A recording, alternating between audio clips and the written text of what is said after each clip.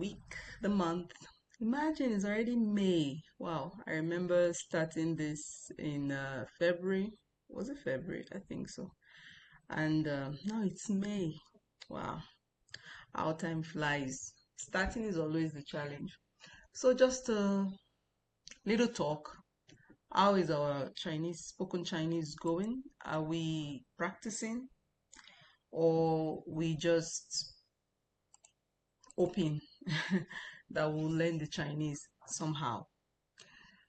Before we move to the next conversation class, I just wanted to run the last week. Yes, I think it was last week. We did the the teacher student communication, meaning the teacher was the one doing most of the talking.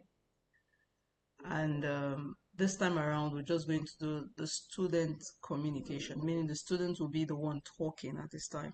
So it's just to take us away from the pictures and the other conversation lessons. This one is just like a general lesson where we learn new words.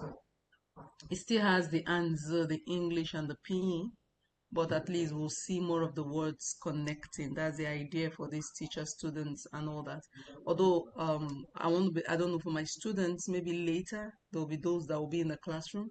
But most of my students or most of the people following me right now are not really classroom people.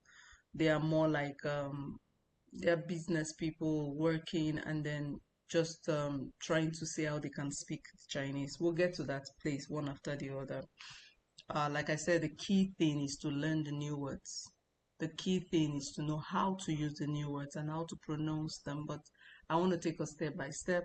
And at some other point, we'll just talk on general Chinese so you can know the culture, you can know how it goes. So today we're going to be talking of the classroom Chinese for students, meaning this time around, it's still the student teacher, but it's more like uh, the student doing most of the talking this time around. The last class was the teacher doing most of the talking, but this one is going to be the student doing most of the talking. So last class we actually did say Lao Shi Tong Shui Men. I think we're talking about last class we for everyone was Tong Shui Men How. That was a teacher talking. So it was Tong Shui Men meaning students. And I told you last time Tong Shui is supposed to be students, but in this case they said everyone is supposed to be Daja. But Ton Shui is supposed to mean student. So it was a teacher greeting when he got to class. Greeting. So it's just the learning class. So now this one is student to teacher. So Lao Shi is a teacher. Lao Shi, you can see my pronunciation. Lao Shi, the third tone, the first tone. Lao Shi Hao, meaning hello teacher, or in our own context we could mean good morning ma, good morning teacher, but in Chinese that's how they say it. They could call the name of the teacher, but they will add Lao Chi to it. For example, they can say uh, Wan Lao Shi Hao. Wan Lao Shi. Wan is the name of the teacher. That is, they say Wan Lao Shi Hao. It's like saying Mrs. Aderonke, good morning. But in Nigeria, we don't call the names of the people. We mostly just call Ma or Sa. Good morning, Sir. Good morning, Ma.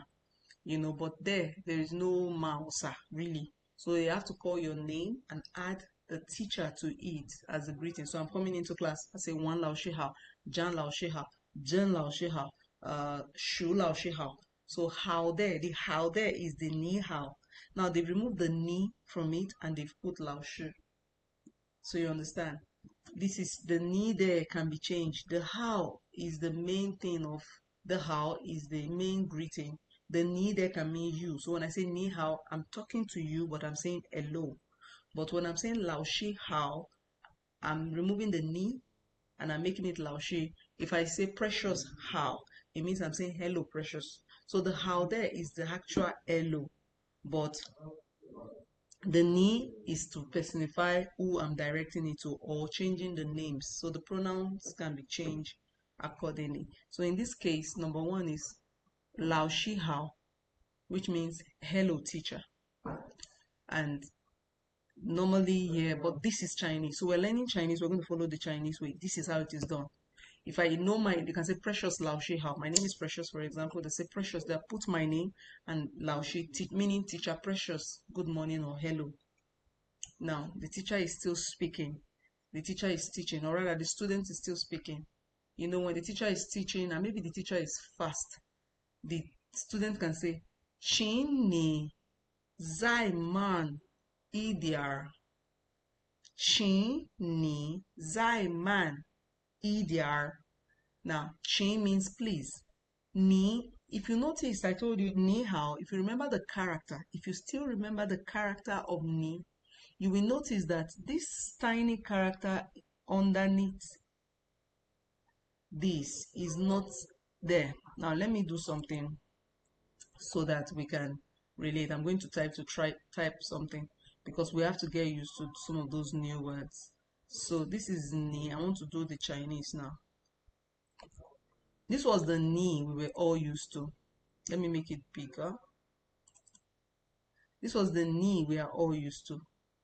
This ni, you can use it for your junior, you can use it for your contemporaries. But by the time you want to speak to an elderly person, it is appropriate. Just like in Nigeria, we have the respect words. In Yoruba, they will say, ni, you know. Those are words they use for respect. What I would have said, oh, for my colleague or junior, I'll use. So that's it. So this ni is what you use for an elderly person. Now, because the teacher is elderly than the student, it changed to nin. If you notice ni, this ni I just showed here is actually a third tone. It has the third tone. But by the time you're changing to the elderly ni, it is still ni, the same spelling, but it carries the second tone. So chin ni, zai ma idir, like it's written here. Please slow down a bit. Please slow down a little. Peradventure, the way I'm teaching, if you want to say, excuse me, you can say, excuse me, ma, please, can you slow down a little? You say, lao shi chin ni ma idir. You know, that's another word we've learned. Then the other one is chin ni zai shuo ibian. Peradventure, I didn't get what you're saying, and I want you to repeat it. I'll say, please, can you repeat it? Or can you say it again? In English, can we repeat what you said or say it again? It means the same thing, right? Zai sure iben. This character of zai means again, repeat, do it again. Zai sure man. Sorry, this character is a doing word. The zai is the doing. Sorry, I wanted to correct that. It's the verb there, zai. You know, because they've used it and they keep using it. Zai, it's like something to say, do. It's to tell you to do something. It's a doing things. You see that? You use it before you use another verb. Sure means to speak. Zai is like an again thing. Was Zai like, I will come again. So it's like an again thing. Whenever they use the Zai means again. It means to do again. It means a doing. It's usually close to a verb. You use it together with the verb. It might mean a bit or solidify the verb or give the verb a validation. If you notice when you say Zai man, there was no again there, but they used it together with the man because they are trying to tell you to do something. So they want to validate what they want you to do. Take it easy, you know, or do it again, you know. So that character means different thing depending on the context it is used, but it is usually used with a verb. So Zai Sho Ibn is please, can you say it again? Would you say it again? Would you repeat what you've said? Then there's another one. The teacher could also ask the students again, say number 4 now. You say, Zai ni ibien. When you're reading, there is a word they use for read. You can use do, you can use nia, you know, you can use do, you can use nia. You can say, for example, Chini zai do ibien. But the problem with the do is that if a teacher is the one reading, you might not use the word do for the teacher. If it is the student that you want to tell to do it, you know, that's the thing about the Chinese character. Just like I said, we have the respect characters for for in Yoruba language and in other languages in Nigeria. Same with Chinese. We have those kind of words that you can use for an elderly and you can use for your contemporaries or for juniors. So, nian means to read. Yes. Like if the teacher is reading let's say is reading a question or is reading something or let's say dictation, you're dictating a note. When you're dictating the note, you're actually reading it, but you're dictating. It's not like you're reading it to the student. But when the student is reading it, it's not dictating. If you say, read it for me, the student is reading it, you use the word do. But when the teacher is the one reading it to the hearing of the students and they're taking notes or they're planning to write, you don't use do like that. You can use nien. So that's why in this case you said, because I know if some of us practiced the last class, you would have heard something like sure, do, share. Share means to write, do means to read. But that was teachers talking to the students. Now it's the student. This particular lesson is for students talking to the teachers. So there are some words that you cannot use, that you use for students doing something that you might not use for a teacher doing something. So, zai, nien, bien. So, please read it one more time. The teacher will probably have to, well, except maybe for, say, kindergarten, when the teacher is reading a rhyme for them and then they repeat after the teacher and all that. Well, you could say they are reading for them per se, but even at that, you still use nien. But in this case, nien is preferably when you as a student is speaking to the teacher. Then we're done with number 4. Then number 5 is zai ishe, zai is, sorry, not zai, 这个字 or 字. I will explain those two. 这个字 or 字 怎么读? So we are back to do. And do in this place now doesn't mean read. It means to pronounce. Do in this case does not mean read. It means to pronounce. The same character, the same pin, but the English meaning in the context it is used is different. Jega means this. Jega means this. Jega shu, jega yen, jega then, jega share, jega whatever. Jega means this. So when you say z, like we say anzi means character. Anzi means character, which could also mean word, Then tsil also means word. It means word. Tsi means, there's a don't is a word, like a verb, a word. But z, it's character, like we use the Chinese character letters, stuff like that. So that's why they said you can either use z or use tsi. You can see my pronunciation is different. When it's Z-I, I said z, there's a z. Then when it is C, it is like a T, tsi, or tsi, it's sounding like a T. So the z and the t are different. So jega z or z. Zamadu. Zamadu is how. When you see zama anywhere.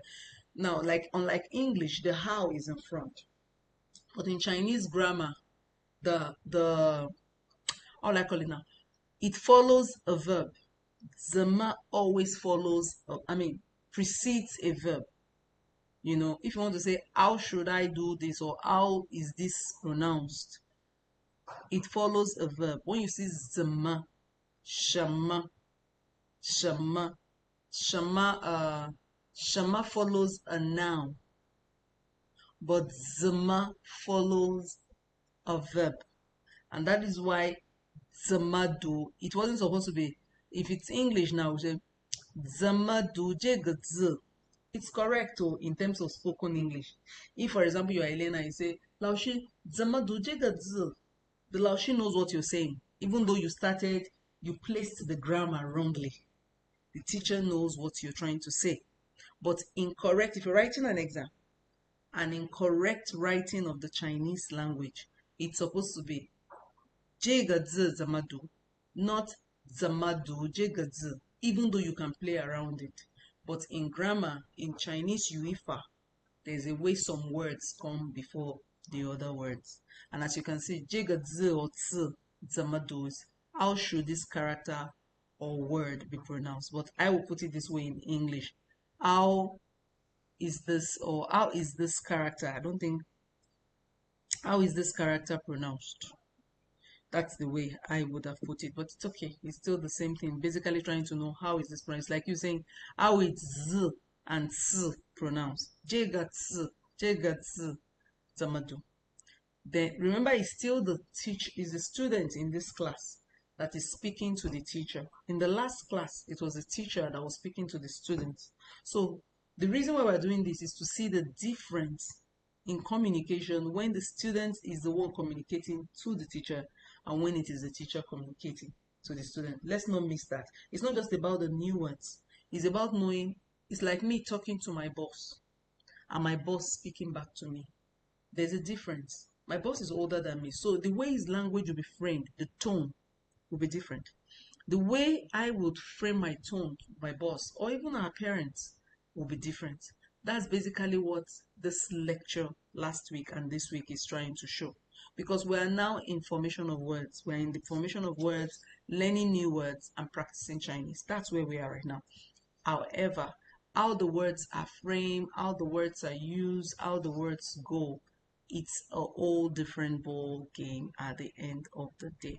So let's pay attention to what happens. Don't see it only in the classroom context. Understand the context behind it, that it just wants to show the different languages that are used when you're coming from top bottom or bottom top. Number 6. 这个字是什么意思？是什么意思？ I spoke about zema. Now I said shama. Shama means what? Zema means how. Shama means what? Zema means how. So, what they've asked the meaning is that J that Z is still the same thing. It's like saying this word, what does it mean? What does this word mean? In English, I would say, what does this word mean? So that's just what does this word mean? So that's J got some shamais. Shema means what? Shema. That's a Shema Shiho. What time? Shiho means time.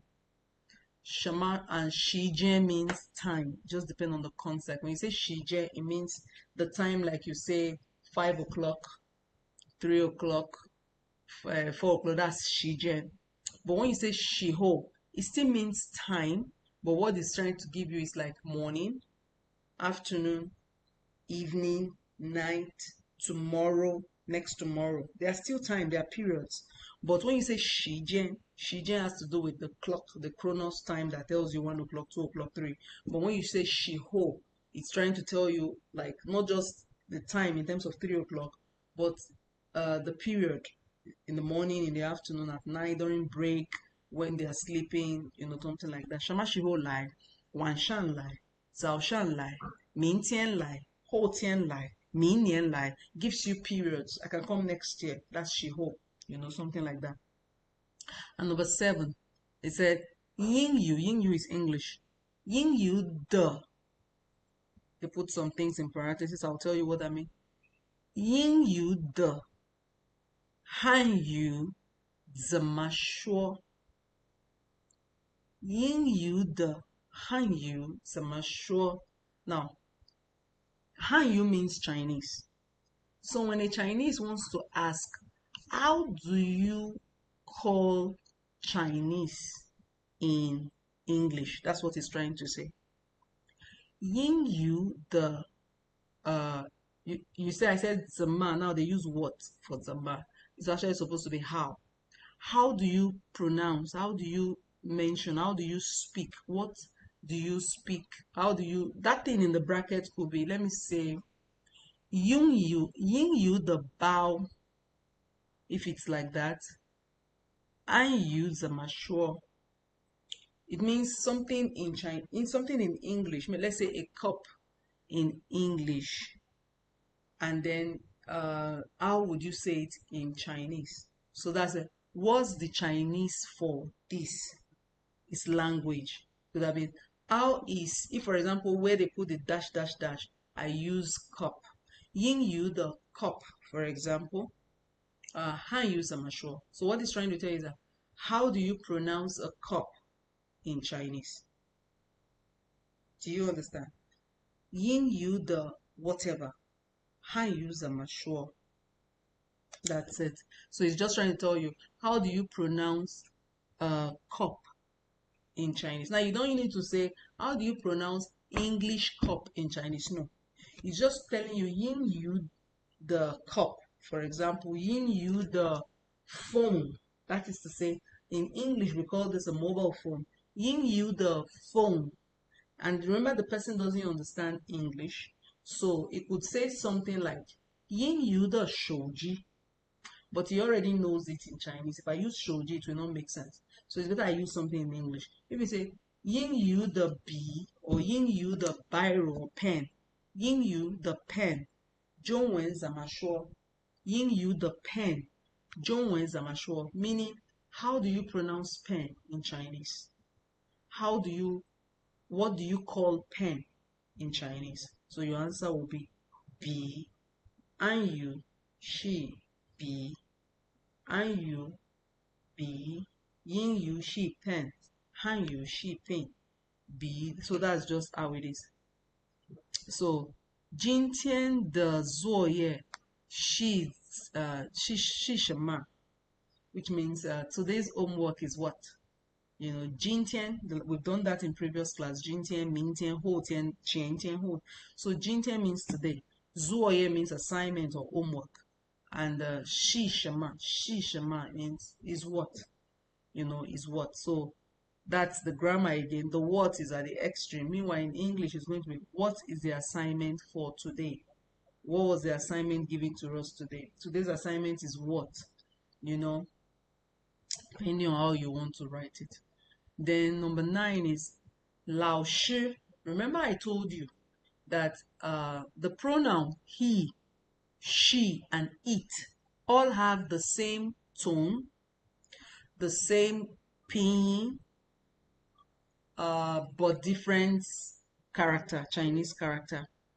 This first ta means it's used for male. You only use it when you want to call a male. This one, ta, is for female. So that's why in this place they use lao shi ta, male or female, bingla. Bingla is to be sick. Male or female, bingla, bonan lai shanka. Trying to tell you, the teacher maybe is a male or a female, regardless. But the idea is to make you know that if he's a male, use this star. If he's a female, use the other tar. So it's trying to say the teacher is sick and would not be coming to class. He or she is ill. So why did he put Lao Chi? He had to put Lao Chi, therefore you will know that you're talking about the teacher, not the students. So the teacher is sick. But the reason why I put he or she, it means you have to start the word, say with a pronoun. For example, you are in a class and somebody is like saying, you already know the teacher. Let's assume is a he, right? And it's like, is one Lao Shi coming? Instead of you saying, which is correct, one Lao Shi is not coming, you would say, he's not feeling fine, he won't be coming to class today. So that's just to, but the reason why they had to put Lao Shi there is to make us know that we're talking about the teacher, not the students. So Lao Shi, tabing la, tabunan lai shanka. So Lao Shi is sick, he or she is sick, and he or she cannot come to class, will not be coming to class today. So number 10 is duebuchi. We've said it before.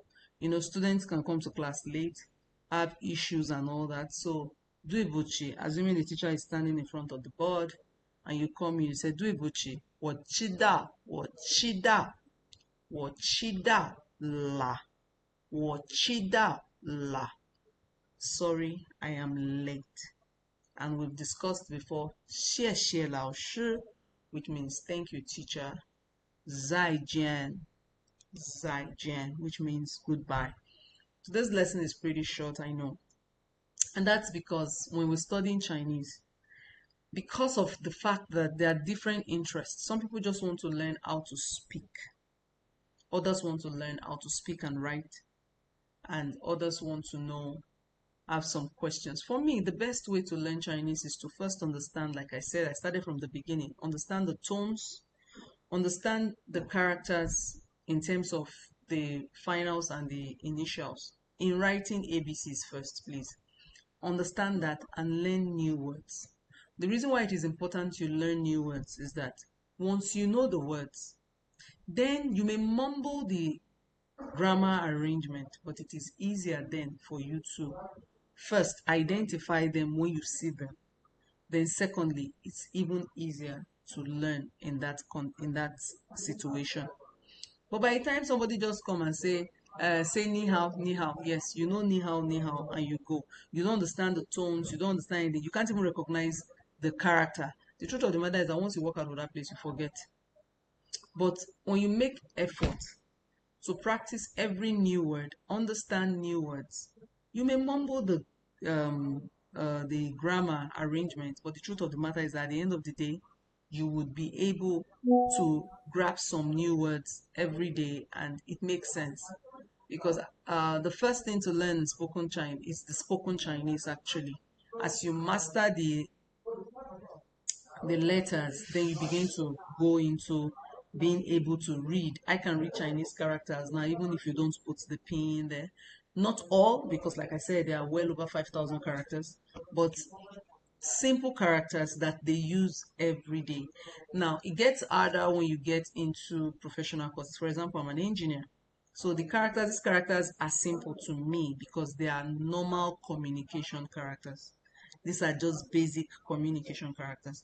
But when you go into the engineering world and now I need to communicate with a Chinese, not all the professional characters that I would understand. So I need to, for everyone I meet, that is how you learn new characters. For everyone I meet, I have to learn and memorize, and it doesn't take one day. That is even at my stage.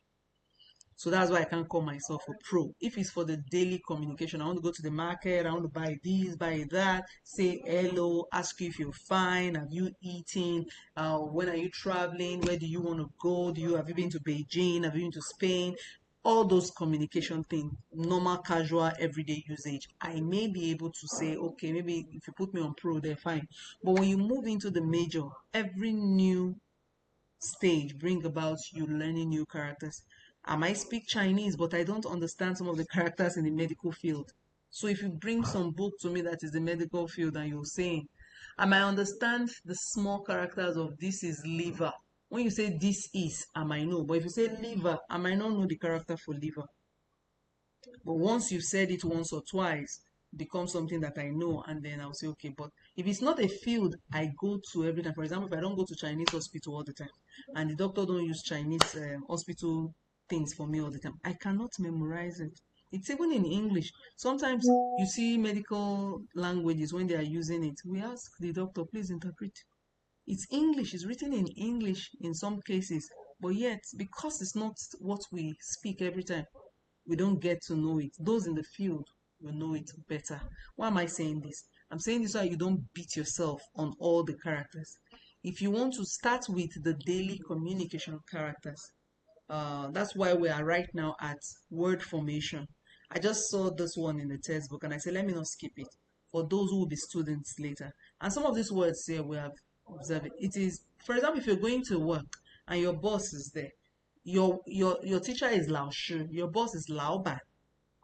You get to the office and you are late, say Lao Ban Duibuchi or Chidao. Chidao is the same whether it's for school or it's anywhere.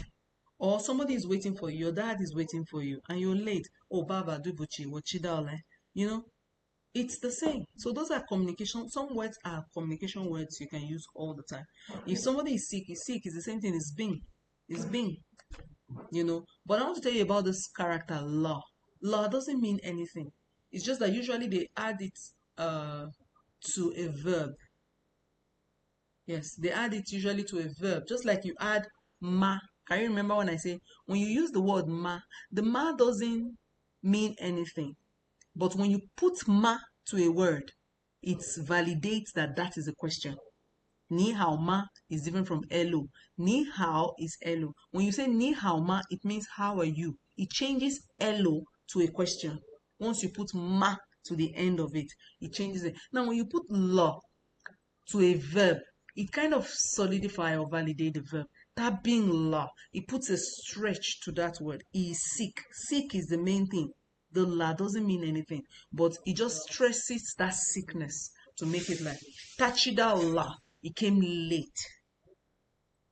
So is le is used with the verb, and this is the le. It's used with a verb. This particular word is the la. It is usually used with a verb, but it doesn't have any meaning in the Chinese context. But it validates and stretches a verb. So what have we learned today? We've learned two things. First is ni, the normal ni you can use for your junior or your contemporary. We also learned the nin, which is used for an elderly person.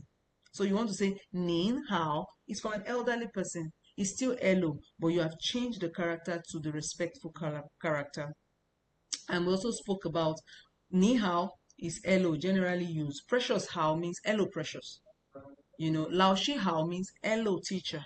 We spoke about that. I also spoke about zai, that the word zai is used to mean like to repeat in some form and also to strengthen a verb in a way.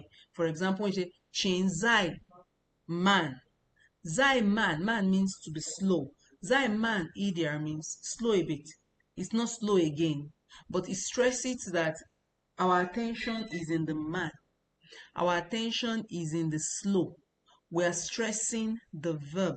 That's what we're trying to do. So that's that about the zai. It puts a bit of a stretch on something. So when you say zai, it stretches the verb. Then when you say zai sure ibien, when you use the word ibien, ibien means again. Ibien means repeat. Ibien, zai sure ibien means repeat. And when you repeat, it means to do something again.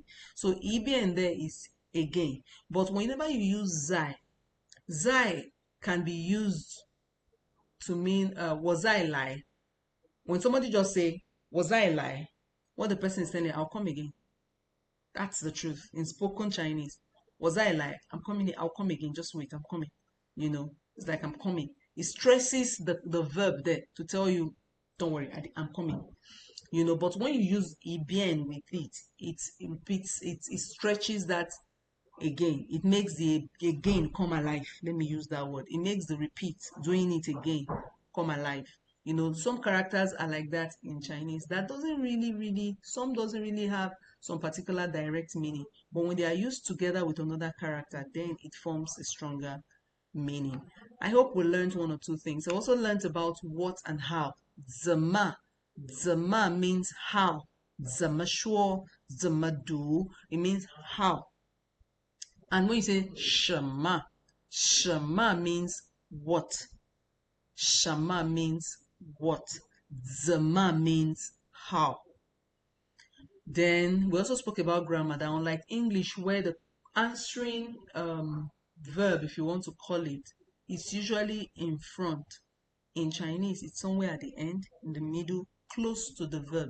The verb is sometimes it precedes the verb, sometimes it is after the verb. Just to put a note. Sorry, Shema is noun. It's related mostly to the noun, but Zema usually goes with the verb most times. So those are how you know how to, when you get used to these things, this is how you know some of the Chinese words and how they form. When you're going to use Shema, the next word that should follow it should be a noun. When you're going to use Zema, the words that should precede it or after it should be a verb. So these things needs to be known so that when you see Zema or Shema, then you know for sure that this is what it is. Thank you for staying with me today. Like this, 30 minutes has gone. And I hope we're learning something really. The comment section is there to ask questions.